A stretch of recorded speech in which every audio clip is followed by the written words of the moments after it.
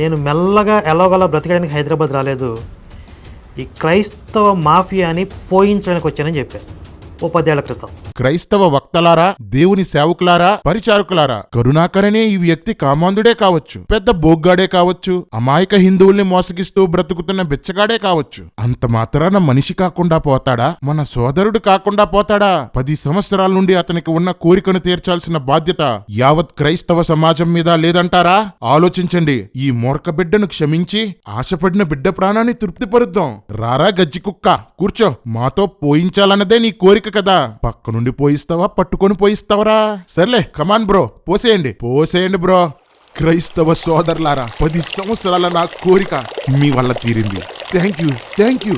మీ అందరికి చాలా thank you. పోయండి, ఇంకా పోయండి.